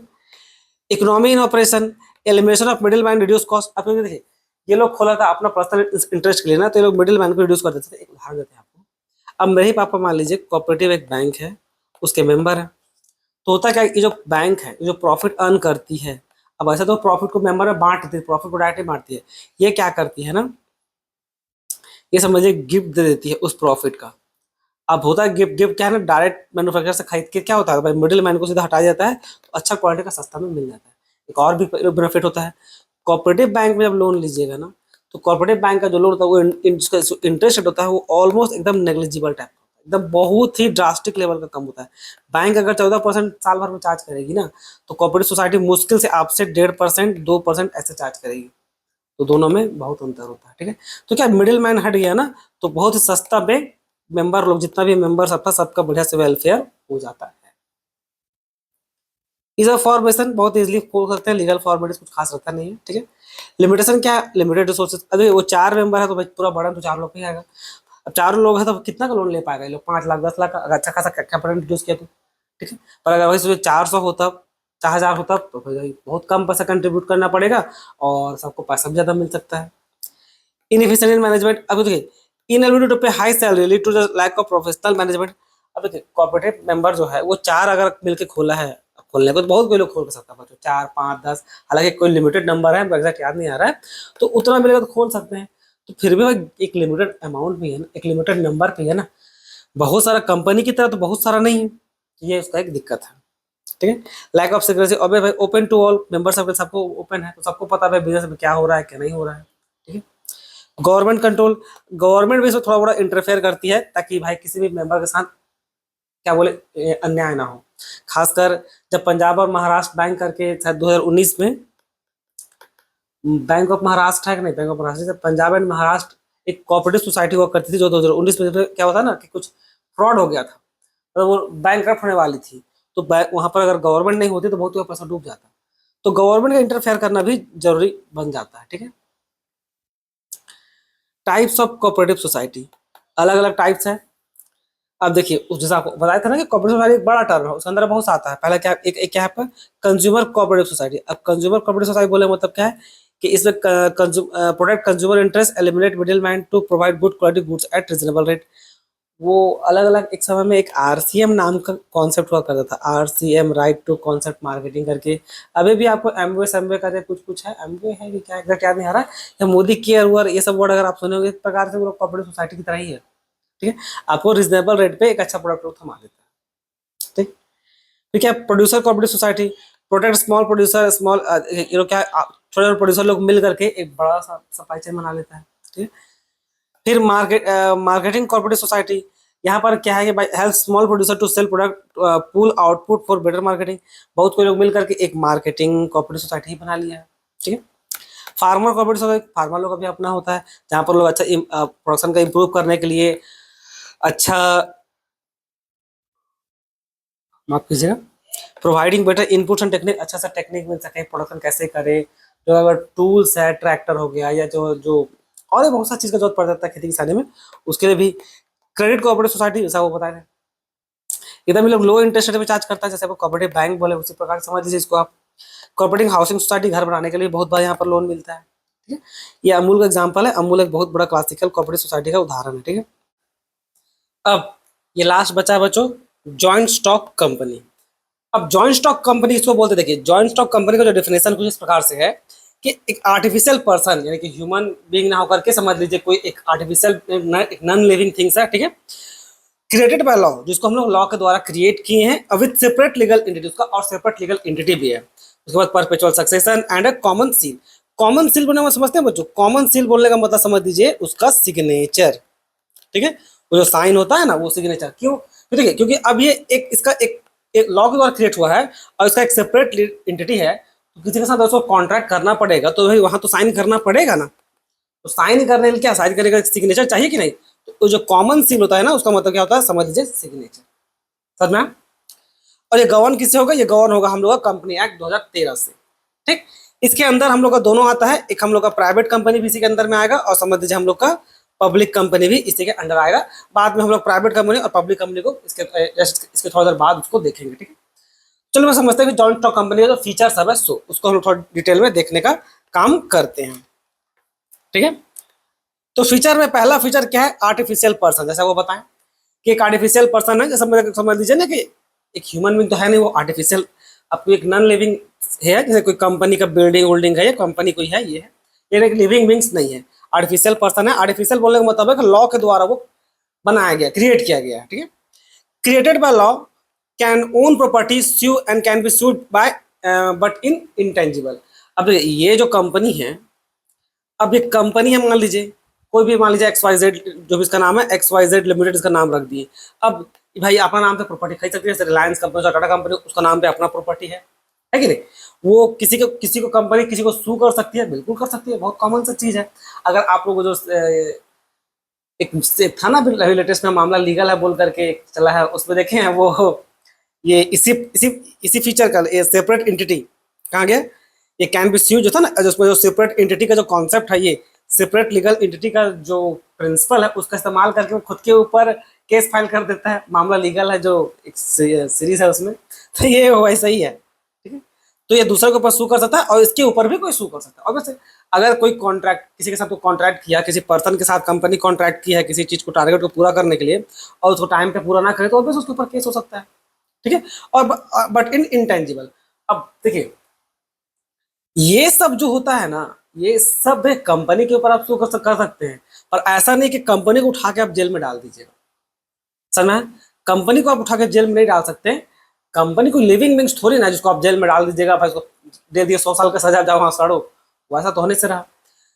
इनटेंजिबल हमें बोलने का मतलब है कि भाई डायरेक्टली उस पर नहीं होता है, अब कोई भी कॉन्ट्रैक्ट होगा तो सारा कुछ कंपनी करेगी, ठीक है, तो सारा कुछ कंपनी ही करेगी करने को, जो भी सर्विस वर्विस देना है वो उसी के नाम पे होगा, ठीक है, इसी इस आर्टिफिशियल उसका नाम पे ही होगा। हाँ होगा क्या, अगर मान लीजिए कोई फ्रॉड कर दी, ये समझिए थोड़ा सा पहले, ये थोड़ा एक्सेप्शनल हो गया जो आपको थोड़ा एडवांस लेवल का चलते चला जाएगा। मान लीजिए कंपनी फ्रॉड कर दी, कंपनी फ्रॉड नहीं कर सकती, वो कोई ह्यूमन बींग्स तो है नहीं।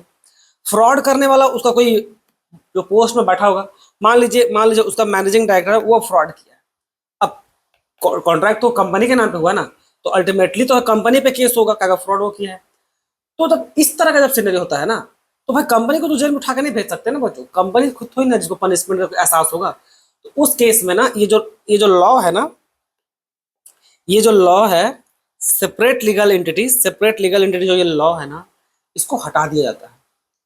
ये ना एक केस हुआ था शायद आई थिंक ब्रिटेन में, इस केस का नाम था Solomon versus Solomon private company, जो भी उस कंपनी का नाम था।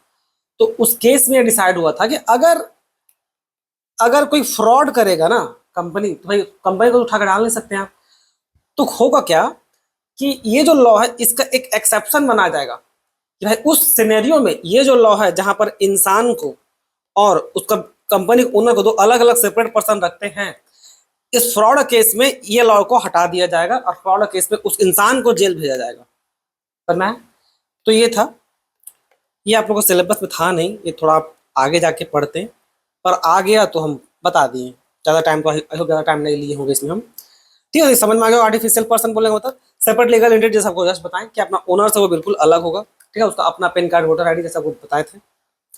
फॉर्मेशन बहुत कॉम्प्लेक्स, बहुत ज़्यादा complex, time consuming and expensive process, बहुत तरह का लीगल फॉर्मेलिटीज को होकर के आपको गुजरना पड़ेगा। ठीक, ऐसा भी नहीं कि बहुत डिफिकल्ट है, बन जाता है, पर बट बाकी सबसे थोड़ा ज़्यादा कॉम्प्लिकेटेड प्रोसेस है। अरे सब हो जाता है, पैसा रहेगा ना सब हो जाता है, टेंशन नहीं है। कुछ लीगल ही काम कर रहे हैं, कुछ लीगल काम थोड़ी ना कर जा रहे हैं, तो हो जाएगा। और आपको थोड़ी ना खुद करना है, ये कंपनी खोलने जाए तो थोड़ी ना आप अपने सारा माथा मारी कीजिएगा, नहीं। अब उसके लिए आप किसी को पकड़िएगा जो उस काम में एक्सपर्ट हो, सीए लोग होता है, लॉयर लोग होता है, वो लोग बताया कि कंपनी खोलने के लिए जो भी प्रोसीजर है कैसे फॉलो करते हैं। ठीक है, परपेचुअल सक्सेशन, परपेचुअल सक्सेशन को बताए थे कि ये लंबे समय तक कंटिन्यू करेगा। अगर ओनर जो मेंबर है उसका डेथ भी हो जाए तो एक नया मेंबर आ जाएगा, पर कंपनी बंद नहीं होगी। जैसे रिलायंस हो गया, ठीक है, गवर्नमेंट कोई भी कंपनी, गवर्नमेंट का नहीं मतलब जो भी पब्लिक कंपनी जिसका शेयर लिस्टेड है, वो सब कंपनी कभी बंद नहीं होती है। ठीक है, कंट्रोल और वैसे उसको बोर्ड ऑफ डायरेक्टर लोग कंट्रोल करेंगे। ठीक है, शॉर्ट में देखिए board of director, BOD, board of director. Board of director को डिसाइड कौन करता है? शेयर होल्डर लोग। शेयर होल्डर कौन है? जो कंपनी में पैसा लगाया रहता है। ठीक, liability, liability obviously limited liability होगा। लायबिलिटी यहाँ पर सबका लिमिटेड है, जितना पैसा वो लोग कैपिटल के तौर पे इन्वेस्ट किया होगा, कैपिटल के तौर पे जितना इन्वेस्ट किया होगा उतना का ही वो लोग लायबल होगा, उतना का ही मतलब वो लोग का पैसा डूबेगा अगर डूबना होगा तो। और जहाँ बात आएगा अगर लायबिलिटी को पे ऑफ करने का, लायबिलिटी का पे ऑफ करने का, liability is limited to the unpaid amount of the share held.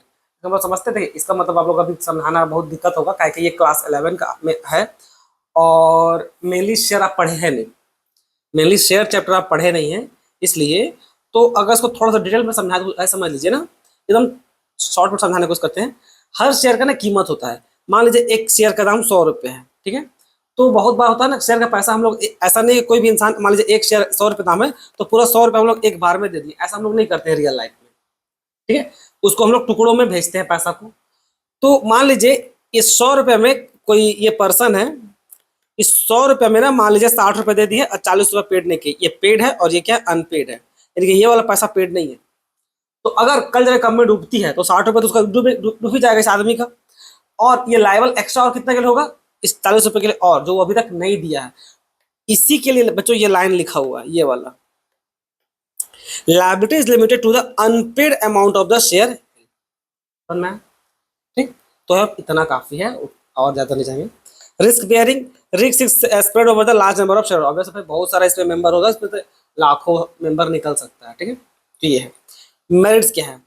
Limited liability, बहुत मेजर एडवांटेज, हम जितना इन्वेस्ट किए उतना ही पैसा डूबने का चांस है। ट्रांसफर ऑफ इंटरेस्ट, आप शेयर को आराम से, खासकर पब्लिक कंपनी में, देखिए जॉइंट स्टॉक में दोनों आता है, पब्लिक और प्राइवेट। तो जो पब्लिक कंपनी जिसका शेयर जो है कहाँ पर? स्टॉक मार्केट में। स्टॉक मार्केट बोलने का मतलब क्या? आपका बॉम्बे स्टॉक एक्सचेंज और नेशनल स्टॉक एक्सचेंज, इन सब में जो लिस्टेड होगा वो लोग क्या है, जो शेयर है आपस में, इसको ये सेल कर सकता है, इसको ये परचेज कर सकता है, ऐसे सेल परचेज आपस में वो लोग कर सकता है। ठीक है, किसी के साथ बहुत freely, easily. Perpetual succession, obvious भाई लंबे समय तक स्टेबल रहेगा कंपनी, मेंबर सब टाइम मर जाएगा तभी नया मेंबर आ जाएगा। क्लियर? स्कोप ऑफ एक्सपेंशन बहुत ज्यादा रहता है, क्यों? Can raise large amount of capital from the public, तो पब्लिक से जरूरत पड़ा तो बहुत अमाउंट में पैसा ले सकते हैं। इसे पब्लिक कंपनी का लिखा हुआ है, प्राइवेट कंपनी लोग पब्लिक से पैसा नहीं उठा सकता, नहीं। प्राइवेट कंपनी का शेयर आपका स्टॉक मार्केट में मिलेगा, समझ में आया? और जॉइंट स्टॉक में जैसा आपको बोले, जॉइंट स्टॉक कंपनी बोलने का मतलब प्राइवेट और पब्लिक दोनों होता है। क्लियर है? प्रोफेशनल मैनेजमेंट, ऑब्वियस भाई प्रोफेशनल मैनेजमेंट रहेगा, उतना पैसा है तो हम लोग एक्सपर्ट ही हायर करेंगे ना। एकदम कॉम्प्लिकेटेड कंपनी को चलाने के लिए आप एक्सपर्ट ही ना हायर कीजिएगा। ठीक है, एक्सपर्ट को पोस्ट दीजिएगा आप, एमडी का, सीईओ का, चेयरमैन का, इन सब का। ठीक है, आप दीजिएगा, इनसे से शेयर होल्डर लोग देगा। दिक्कत क्या क्या? दिक्कत है बहुत सारा, कॉम्प्लेक्सिटी इन्फॉर्मेशन, ये उतना रियल लाइफ में डिफिकल्ट है, वो हो जाता है। ठीक है, पर फिर भी कॉम्प्लेक्स है, अपने से करने में बहुत माथा मारी लगेगा। लैक ऑफ सिक्रेसी, देखिए इसमें सिक्रेसी नहीं मेंटेन कर सकते ये भाई, और यहाँ पर करना भी नहीं चाहिए। देखिए पब्लिक कंपनी में सिक्रेसी करने का मतलब होगा फ्रॉड करना। पब्लिक कंपनी में कोई सीक्रेट आप मेंटेन कर रहे हैं, इसको सीधा सीधा बोलेंगे क्या? फ्रॉड।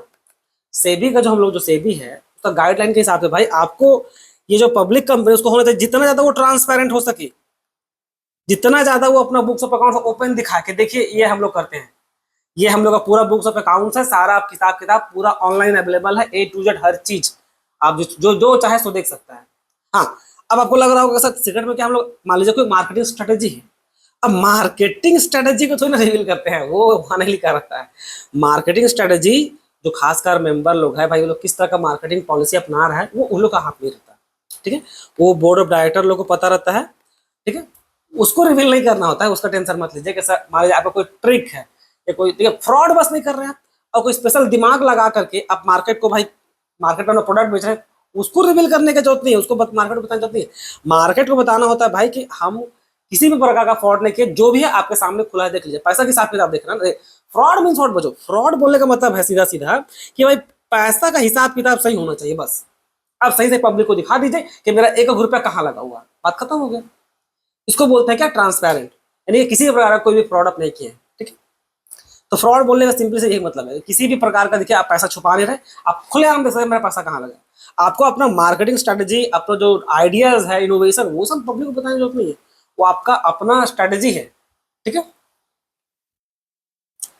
हाँ, नेक्स्ट क्या है, impersonal work environment. Impersonal work environment है separation of ownership and management can lead to a lack of personal involvement. ऐसा नहीं है, थोड़ा सा फील हो सकता है, बट समझिए कंपनी खुली इसी मेंटालिटी के साथ थी कि भाई पैसा लगाए भी कोई और एक उसका मैनेजमेंट करने वाला कोई और हो। अगर आपको अपना पर्सनल ही चाहिए तो आप सोल प्रोप्राइटरशिप खोल सकते हैं, ठीक है, वो उसी के लिए था। सबका अपना अपना फीचर है। अब देखिए बुक में क्या है ना कि मैट डिमांड पेज भरना तो पड़ेगा ना बच्चों, कुछ तो लिखना पड़ेगा ना, तो ये लिख दिया गया इम्पर्सनल वर्किंग ना, काम कहीं भी कीजिए, मन लगा रहा तो काम अच्छा लगता है, मन नहीं लग रहा था तो कैसा भी काम हो खराब लगता है, ठीक है।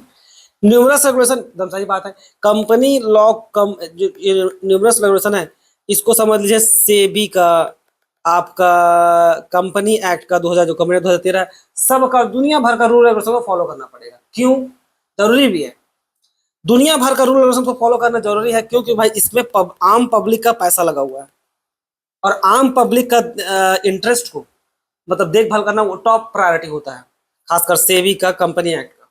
वो कोई मतलब नहीं, उन लोग किसी प्राइवेट प्लेयर के, ठीक है, किसी एक रईस आदमी का वेलफेयर में थोड़ी बैठी है। इतना रूल रेगुलेशन जो जितना भी दुनिया भर का आप रूल रेगुलेशन आज जितने आपको जो लग रहा है खराब है, नहीं खराब नहीं बच्चों, आम पब्लिक के लिए वही बेस्ट है, वही बेस्ट है, वो होना भी चाहिए। वरना ऐसा ऐसा लोग फ्रॉड करेगा ना कि दिमाग घुमा कर रख देगा, अच्छा से अच्छा लोग यहाँ पर पानी मांगने लगेगा, समझ में किसी को नहीं आएगा। इसलिए सेबी का होना बहुत जरूरी होता है।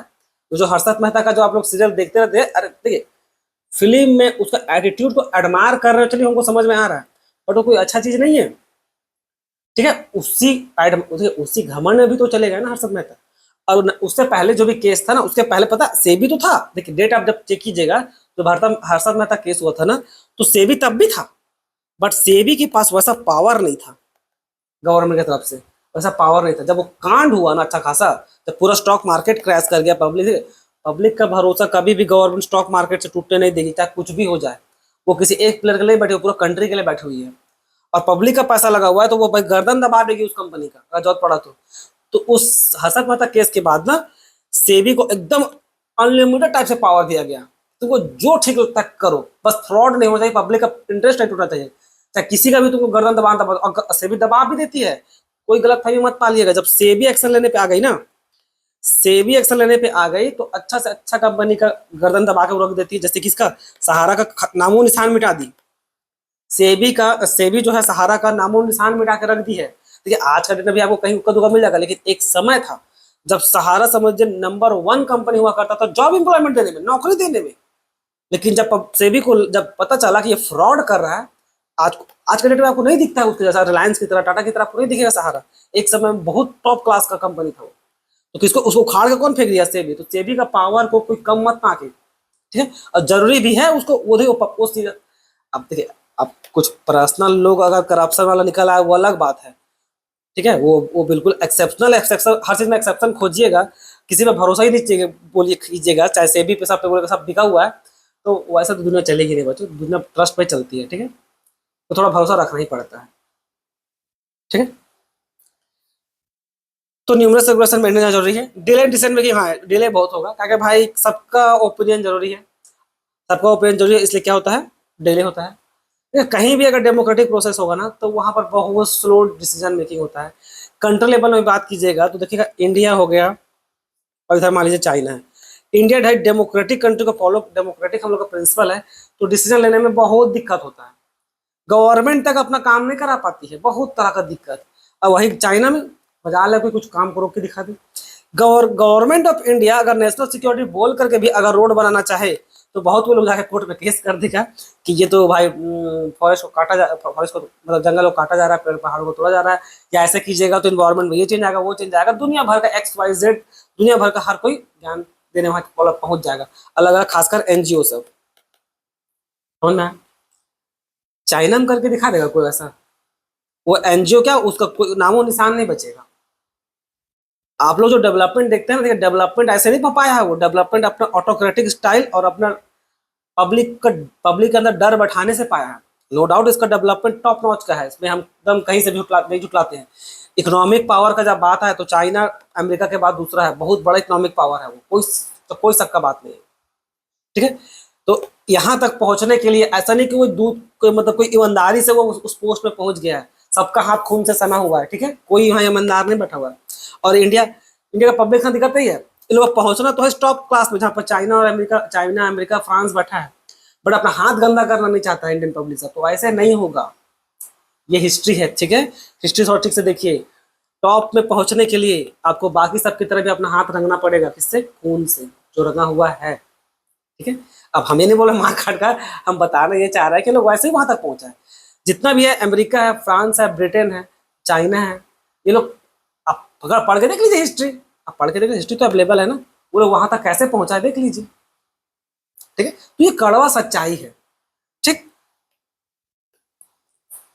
चलिए आगे बढ़ते हैं।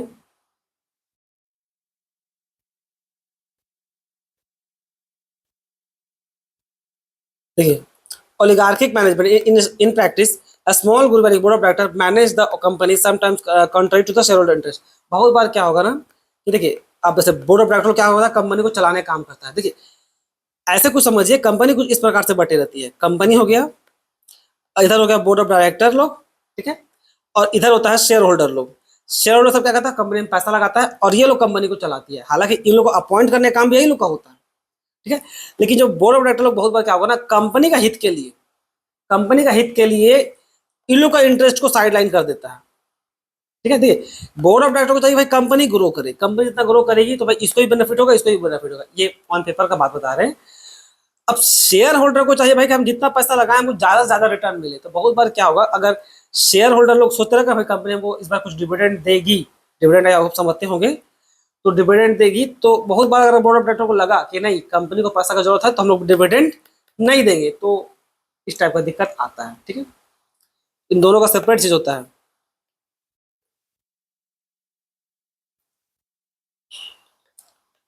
कॉन्फ्लिक्ट ऑफ इंटरेस्ट जैसे बता दिए, शेयर होल्डर और आपका एम्प्लॉय कंज्यूमर शेयर सबका बीच में कभी कभी कॉन्फ्लिक्ट होने का भी चांस रहता है। ठीक है, अच्छा देखिए, इसमें दो तरह का मिलिए, आपको कंपनी के बारे में पढ़ना है, एक प्राइवेट और दूसरा पब्लिक। तो चलिए सीधा डिफरेंस बिटवीन देखते हैं हम लोग यहाँ से क्लियर हो जाएगा। यहाँ प्राइवेट कंपनी है, पब्लिक कंपनी। किसको बोलते हैं प्राइवेट? आप सुने तो बहुत बार होंगे, किसको बोलते हैं सो सुन लीजिए। एक सेकंड रुकिए, तो यहाँ पर कुछ और हम लिखे हैं, नहीं एक देखते हैं। प्राइवेट कंपनी के बारे में पहले देखते हैं। मेंबर यानी कितना मेंबर मिनिमम चाहिए? मिनिमम 2 मेंबर और मैक्सिमम 200 मेंबर प्राइवेट कंपनी में। पब्लिक कंपनी में मिनिमम 7 मेंबर और मैक्सिमम का कोई लिमिट नहीं है, आप अनलिमिटेड मेंबर रख सकते हैं। ठीक है, transfer of share, private company में शेयर को आप ट्रांसफर नहीं कर सकते हैं, पब्लिक कंपनी में आप फ्रीली शेयर को ट्रांसफर कर सकते हैं। ट्रांसफर करने का मतलब क्या है कि शेयर को खरीद और बेच सकते हैं। ठीक है, स्टॉक मार्केट जो था ना, स्टॉक मार्केट में आप बहुत इजीली अपना शेयर को बेच सकते हैं, और शेयर चाहे तो किसी भी पब्लिक जो भी कंपनी रजिस्टर्ड है स्टॉक मार्केट में, उसका शेयर आप खरीद सकते हैं। प्राइवेट कंपनी में शेयर आप नहीं खरीद सकते, क्योंकि उन लोगों का शेयर ही नहीं मिलेगा तो खरीदिएगा कहाँ? ठीक है, ये लोग कुछ लोग के पास ही होता है, कुछ खास ही लोग के पास होता है। ठीक है,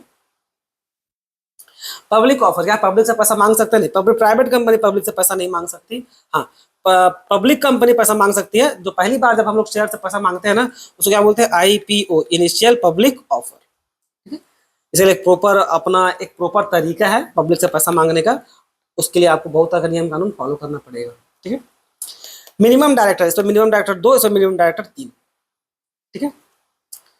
index of member, index of member बोलने का not required to maintain public record of member, यहाँ क्या must maintain index of member.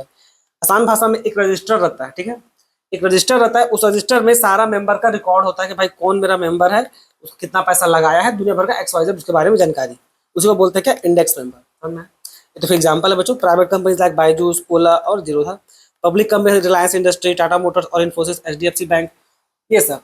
देखिए आपको लग रहा होगा सर रिलायंस और टाटा मोटर्स तो सब प्राइवेट कंपनी है। देखिए प्राइवेट कंपनी है क्योंकि टाटा ग्रुप का शेयर उसमें ज्यादा है, तो डिफिनेशन ऐसा नहीं बच्चों, कुछ चीजों को समझिए। देखिए पब्लिक कंपनी बोलने का सीधा बस मतलब इतना ही होता है कि उसका जो शेयर है ना, उसका जो शेयर है आपका स्टॉक मार्केट में होना चाहिए, ठीक है, उसका शेयर स्टॉक मार्केट में होना चाहिए। अब ये प्राइवेट कंपनी इसलिए कहलाता है मेनली ना कि देखिए 100% मान लीजिए कुछ शेयर है किसी कंपनी का, रिलायंस का मान लीजिए 100% शेयर है, तो भाई पब्लिक कंपनी होने के लिए जहां तक हमको याद आ रहा है, स्टॉक मार्केट में ना कम से कम 25% उसका टोटल शेयर में से 25% स्टॉक मार्केट में होना चाहिए। अब देखिए अब 75% अगर मान लीजिए मुकेश अंबानी जी रखे हैं रिलायंस का, तो भाई तब तो एक प्रकार से देखिएगा प्राइवेट कंपनी कहलाएगा, क्योंकि अल्टीमेट जो डिसीजन होगा वो तो मुकेश अंबानी ही लेंगे। लेकिन क्योंकि जो जो डिफिनेशन है पब्लिक कंपनी का डिफिनेशन में क्या है कि जो 25% का शेयर अगर आपका मार्केट में अवेलेबल है बेचने के लिए, तो आपको वो पब्लिक कंपनी कहलाता है। तो इसी कारण से बच्चों यहाँ देखिए रिलायंस हो गया, चाहे टाटा मोटर्स हो गया, ये सब आपका एक प्रकार से पब्लिक कंपनी कहलाता है। क्यों? क्योंकि इन लोगों का शेयर जो है आपका मार्केट में अवेलेबल है बेचने के लिए। अब इसलिए आप देख लीजिए नेट, आप जाकर देख लीजिए किसी भी ऐप पे सर्च मार लीजिए, आपको रिलायंस का, टाटा का, जो भी लोगों भी सेपरेट सेपरेट अपना अपना कंपनी है, अलग अलग ब्रांच के हिसाब से उन लोगों का शेयर मार्केट में आपको इजीली मिल जाएगा, समझ में, इजीली मिल जाएगा, कोई दिक्कत नहीं होगा, ठीक। तो ये हो गया। तो आई होप आपको किसी प्रकार का डाउट अब नहीं होगा। अब देखिए, अब choice of form of organization, मतलब किस तरह का ऑर्गेनाइजेशन को हम लोग चूज करें। कोई भी कंपनी अब खुलने वाला हो तो भाई किस तरह का ऑर्गेनाइजेशन को चूज करें, उसके बारे में कुछ फैक्टर्स हैं। देखिए ये हम लोग बुक में पढ़ रहे हैं पर रियलिटी ऐसे वर्क नहीं करता, ठीक। फिर भी काफी कुछ आपको यहाँ सीखने को मिलेगा। देखते सबसे पहले क्या है, cost and ease of setting up. अब देखिए cost and ease of setting, अगर अगर पैसा और खोलने के हिसाब से देखा जाए तो सबसे इजी तरीका कौन है खोलने का, आपका सोल प्रोप्राइटरशिप। और सबसे डिफिकल्ट, सबसे इजीएस्ट और सबसे डिफिकल्ट मोस्ट कॉम्प्लेक्स क्या है, एक कंपनी, एक जॉइंट स्टॉक कंपनी खोलने में, यानी खासकर जो पब्लिक हो, वो सबसे डिफिकल्ट काम है। और सबसे इजी तरीका किसमें है, आपका सोल प्रोप्राइटरशिप। तो इसमें आप क्या सीखे, कुछ आप नहीं सीखे, ये बस आपको पता चला भाई कि आसान खोलने का तरीका सोल प्रोप्राइटर का, और अगर कंपनी खोलिएगा तो कॉम्प्लेक्स हो सकते थे। तो ये इस इंटेंसिटी के साथ, इस इंटेंशन के साथ हम लोग थोड़ी ना कंपनी को खोलने या बंद करने का डिसीजन लेते हैं। हम लोग तो पहले से डिसाइड करते हैं ना कि मार्केट क्या है, उसी के हिसाब से अपना कंपनी खोलेंगे, कितना मेरे पास पैसा है उसके हिसाब से। लायबिलिटी क्या है भाई, ऑब्वियस है, लायबिलिटी भी अगर चूज करना चाहिए चूज कर सकते हैं। कंपनी में और कॉर्पोरेटिव में क्या आपका लिमिटेड लायबिलिटी है, आपका अनलिमिटेड लायबिलिटी आपका सोल प्रोप्राइटरशिप में है, पार्टनरशिप में है।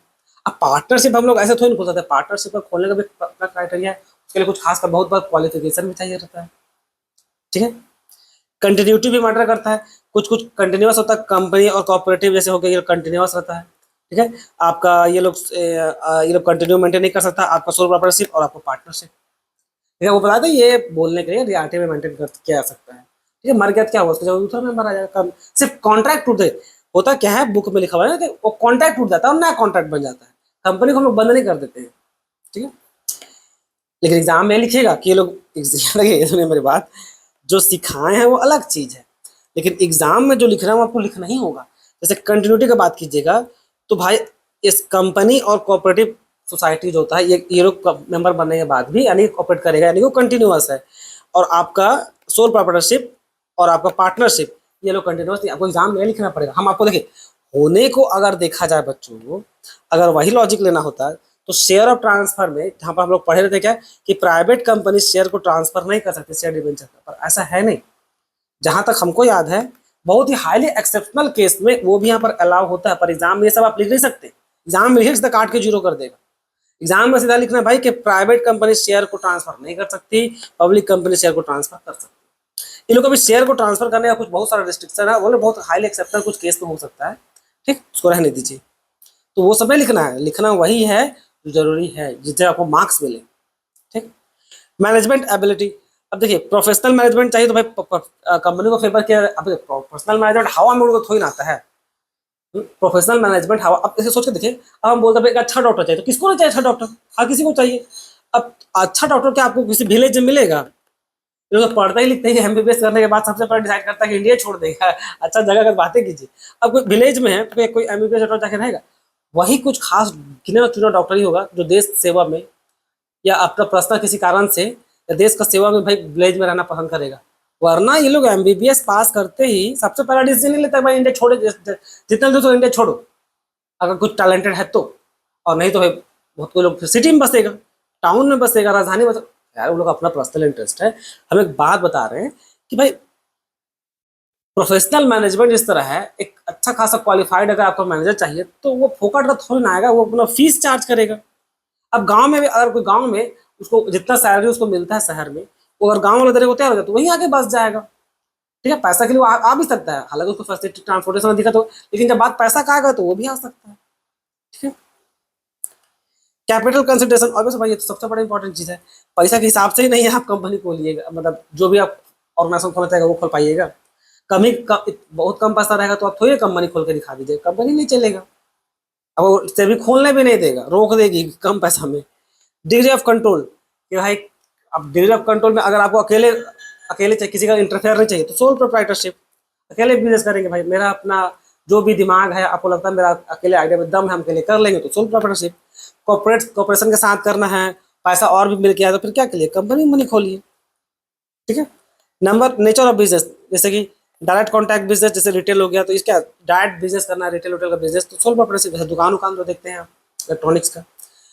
फिर मैन्युफैक्चरिंग, लार्ज लार्ज बड़ा एकदम बड़ा लेवल का मैन्युफैक्चरिंग कर रहे हैं, फिर क्या है, फिर भाई फिर कंपनी में खोलना पड़ेगा। तो ये सब है बच्चों आपका फीचर, आपका जॉइंट स्टॉक कंपनी, ठीक है। आई होप हम सब बता दिए। किसी प्रकार का कोई डाउट होगा तो आप कमेंट सेक्शन में जरूर पूछेगा। इसमें इतना ही, धन्यवाद।